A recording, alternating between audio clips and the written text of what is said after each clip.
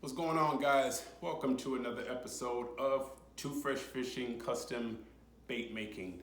Today I want to do a not so quick but quick tutorial, and it's quick but it's really not that quick. Tutorial on how I made these, and I know that you probably can't see it that good, but yeah, let me see if I can get it to where you guys can see. Yep, there we go. How I hand poured this 6-inch beauty. So we have on the bottom, we have the VGA color shift pigment with a deep or black grape and a mica powder bronze with a chartreuse line through, or bloodline rather, not line through, bloodline with a white top. And we're gonna walk through how I pulled this bad baby off. All right, guys, so I am back. I got everything set up, and how we're gonna start off to make this the way in which I'd like to see it, you gotta excuse the dirtiness of the gloves, is we're gonna start off with our mica powder bronze and our black grape with the red highlight in it. So I'm gonna keep this here for our guide. And what we're gonna do is we're going to basically put our copper or bronze right here just to create a small little pattern in it. And we're gonna do that for all four cavities, or four halves of the cavities rather. And it doesn't have to be perfect, but we don't want it to spread over the entire bait. And then here's number 3. Just let it run down. Just getting a lateral pattern going on with it.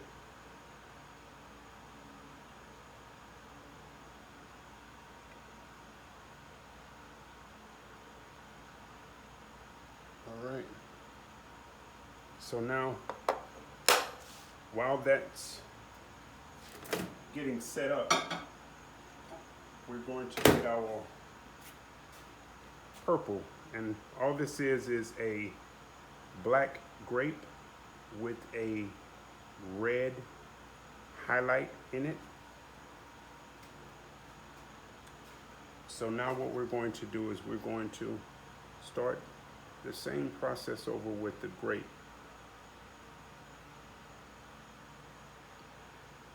And we want to overlap the bronze so that once we heat the mold back up, they'll bond together to create that purple effect that we want, that blending effect.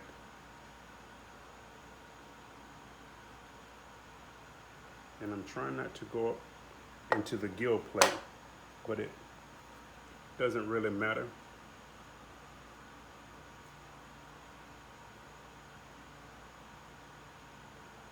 All right. Add a little bit more to this so that it will definitely be seen. And then we're going to do the last one.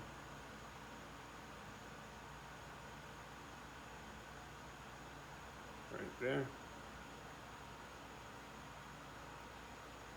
And now I'm going to go ahead and heat up my molds a little bit so that I can add the next step, which is going to be the ZGA color shift, which is only going to go around the bottom portion and around the eye area of each bait. All right, guys, so we have now heated up the molds, and you can see that they're starting to blend in a little bit.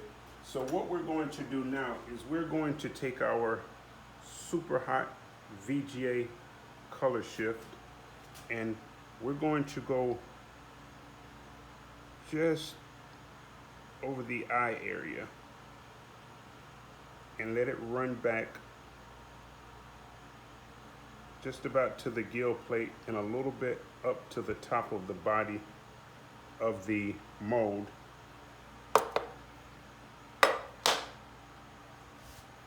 And then we're going to do that with the next one.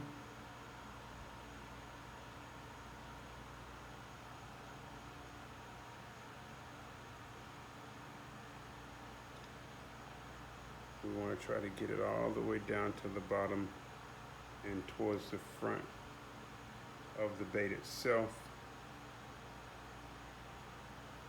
And then we'll go to the next one. We'll repeat the process. This is a very tedious and time-consuming process. So prior to you deciding to do this, make sure you have the time and the patience to commit to it. So when I first did it yesterday, I only did 2 because it was very time-consuming and it takes a while to get them done. All right, and I know I'm not giving you guys the best angles, but I'm trying to ensure that you can see what I'm doing, but be as safe as possible while I'm doing it and still handle this hot liquid properly.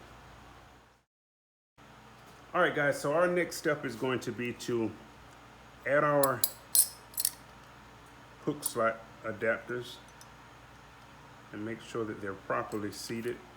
And then we're going to close our mold up so that we can add our next color, which is going to be the purple.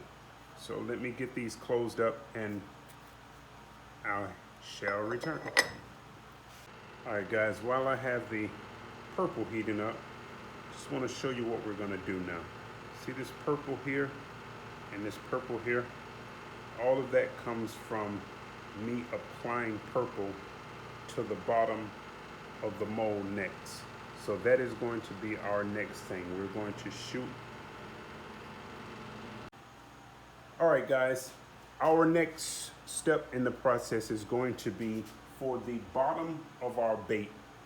We are going to have a layer of the Hypershift color, which blends in with what we initially put in, but it covers the entire area where our hook slot is, about to right where the tail starts. Now, I accidentally heated up the Hypershift too much, and it started to get a yellow tint into it. So I am going to now have to do some more. And I just want to show you guys. You see that VGA? You see the VGA here? Let me get that in. You see how much it costs for 5 grams? $34.75 for a 5-gram pack of Hypershift pigment from Dip Your Card. Some of this stuff is pretty expensive, and it only takes a little bit of this to get a lot of effect. So if you decide to try some of this out, keep that in mind. Do not utilize a lot of this, or you're going to get a big effect on it and you're going to waste it. So what I'm going to do is I'm going to make about a cup of this, and I'm only going to utilize about 1/4 of a teaspoon. I'm going to use about this much of it. And usually with this, you'd add it to white colorant. But since we're doing it for the swim bait, we're not going to add anything because we want the translucency in it. So when we add the purple layer next, in some areas it'll show through. All right, so let me get this whipped up and I'll be back. All right, so we have our cup out. And this stuff will definitely get all over your hands, so be prepared. And I'm gonna use about that much. And that's it.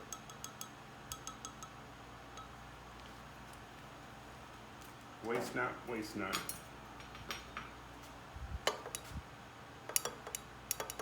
Slide it over so you guys can see it as close as possible without me having to switch the angle of the camera. And I'm going to try to pick the cup up, or not try to. I'm going to pick the cup up so you guys just can see the color in it. Make sure that when you're using this type of powder, mica powders, or any other type of powders, that you thoroughly mix it up to get the full effect of it. Super, super, super important, guys. And I know you hear it on everybody's channel, but just like safety, this is just as important, because it can be the difference between consistently being able to pour your bait in one particular color or getting a shift in color changes because you're not thoroughly mixing up your pearl powders, your mica powders, or your highlight powders. So, all right, guys, and we are back and ready to pour. So what I did forget to mention before I went to the last break is that when you are doing the hand pours, it is very important to utilize high temperatures to make sure that you cut down on the possibility of cold cracking.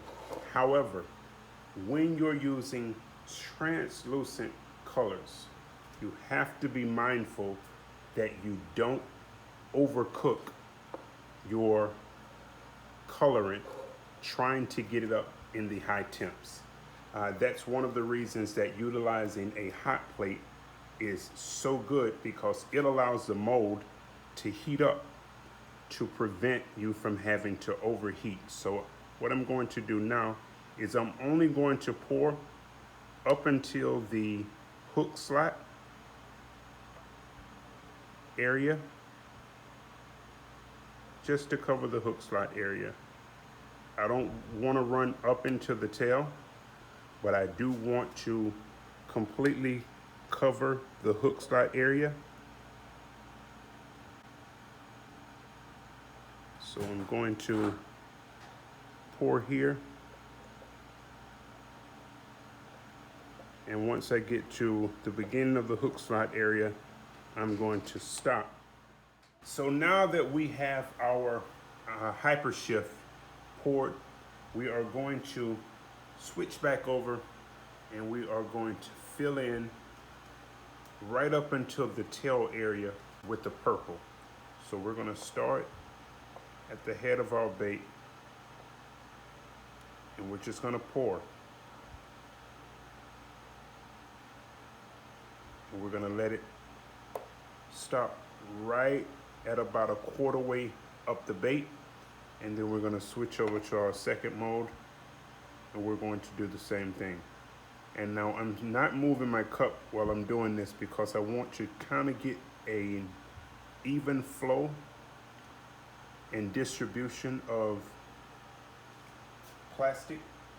So I'm just allowing it to steadily flow down. And what I want it to do is run into the tail area just a little bit, so that when we come in and we add our next color, which is going to be our chartreuse, it will form this little pocket here at the bottom, which is going to separate from our hyper shift, but it'll basically go in, and then it'll transition over to the purple, and then we will transition from the purple over to the chartreuse, and then we'll finish off with the white. So we're getting there, doing good. I'm liking how everything is coming out. So all right, we're going to give this a couple of minutes, and then we're going to go to our chartreuse. We are now going to transition over to our chartreuse, and we're basically going to put a bloodline or a middle line going through the entire bait and running down to the tail portion, but making sure that we leave enough area to get a nice little thick coat of white in once we shoot. So hopefully we've cooled off enough here. And for this, I'm not going to start at the head. I'm actually going to start at the tail because I want to make sure that our tail gets filled in as much as possible.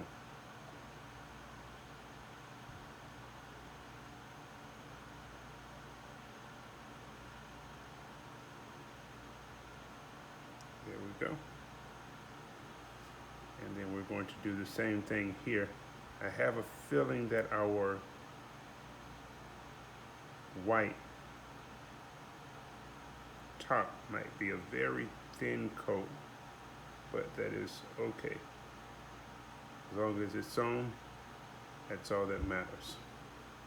And once it starts to settle up a little bit or cool down a little bit, it'll shrink in as usual. So prior to me putting on the white, what I'm going to do is I'm going to go in with the heat gun and I'm going to hit primarily the back tail areas, because usually when you're using this type of mold, once you're done and it starts to cool off, you get an indentation in the tail area. So I'm basically just gonna hit it with the heat gun to smooth it back out prior to me adding the white layer on.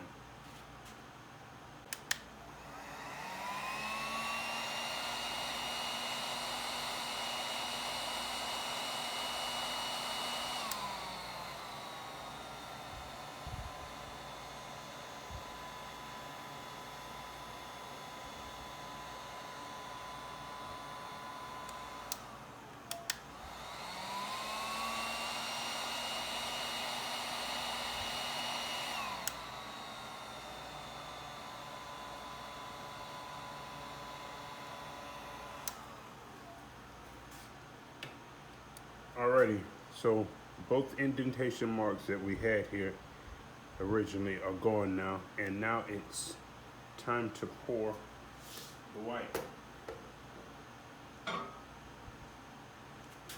I'm going to turn my heat plate back on just so I can ensure that I'm going to get a good blend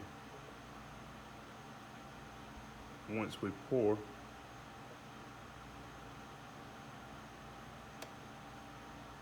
Oops, went out just a little bit, but that is all right. Trying to look over without being in the way of the camera, so my apologies. I'm closer up on this one, so I should do a lot better on this pour. Oops, saw something in there. All right. And I intentionally did that. All right. So the flashing that I have here and the flashing that I have here, I'll cut that off, but I wanted to make sure that on this side that I wasn't blocking you guys' view with what I was doing. And on this side, there was a little something that fell in it, so just wanted to cover that up, and I'll see if I can get it out once I hit it with the heat gun after we're done, just for the indentations that are gonna probably form here as well. So, all right, I'll be back with you guys just before we open up. Alrighty guys, I think that we might be at the point where we can crack these babies open. So I'm just going to try one right now, just to be on the safe side. This wasn't even all the way close, so I'm hoping that this didn't turn into a catastrophe.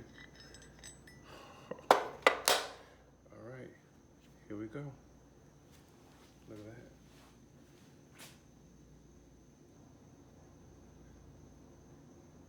We are sitting on what looks like beautiful again.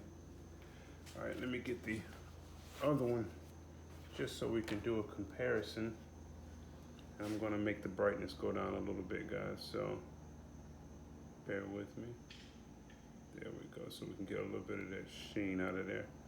Now here's the original. And then that's the second one. Pretty dope. All right, let's crack this other one open.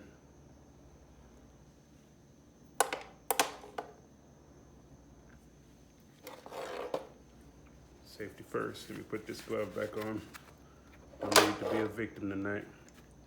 I don't know if the heat, the constant heat, started loosening the screws up, but I am 100% sure that I tightened those all the way up before I shot. All right, I'm gonna have to do it this way, guys, because I can't do it any other way. And then I'll turn it around for you. Look there. We got a little bit of rise up here. Not really worried about that though. And let's do a comparison with this one and this one. We are almost spot on. Look at that, even the gold or the bronze is almost identical. And let me remove this one so that I can show you the underbelly. All right, see here. Look at that. Can you see that color shift in this? It's freaking awesome. No cold cracks that I can see. Solid unibody. I'm thinking that I'll really like this, guys. Well, at least I do know that I can recreate it. All right, guys, we have finally finished. And what might seem like about 10 minutes or 15 minutes to you guys actually took me about, let me see, 2 or 3 hours to do, because I had to go in and get some daddy duty things done. And if you take the daddy duty part out, it took me about 40 minutes to do both baits. And again, this is going to be our original. I don't know how good you can see that. There we go. This is going to be our original. And this is our final product from tonight. So here's our original and here's our final. Hold on, let me lock it in so I can drop. There we go. Yeah. So I went ahead and added the eyes on, and you really can't tell a difference. I mean, the copper pattern is a little bit different, but I think all in all, they look like they were shot at the same time. Now, what I did do, probably out of focus right now because I had to lock the focus in on that, so, is I added red eyes to this one. Just because it was the only one that I had extra, so I decided to add the red eyes that I got from Lisa and Ed's to it. And these are the only eyes that I have right now for the 10 millimeter. So I'm gonna be getting some more eyes in soon. And guys, I'm super, super psyched that I was able to recreate this and bring you guys and gals along. So let me take the autofocus off. You have to excuse me while I'm doing what I'm doing. So guys, I thank you for coming on a swim bait journey with me, and I just noticed the translucency in it from looking the back where you guys probably can't see it, but it's very translucent at the bottom, which is really cool. But I thank you guys for coming with me on this recreation trip, just to see if I could recreate what I did, and just to give you guys an insight on how I did what I did, and to let you guys see how thorough the process is. I think in total I used 1, 2, 3, 4, 5, about 5 colors, 2 mica powders, well, 1 of the Dip Your Car Hyper Shift, and then 1 mica powder, and then I added a red highlight to the black grape in order to get a kind of a swirly sheen to it with a red highlight depending on how you turned it. So I think it came out good. Y'all guys, please drop me a like and drop some comments in the bottom and allow me to know how you think I did on this. And do you think that this is something that you could create? And give me some feedback.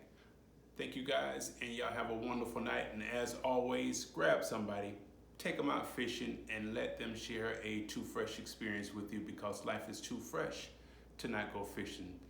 Good night.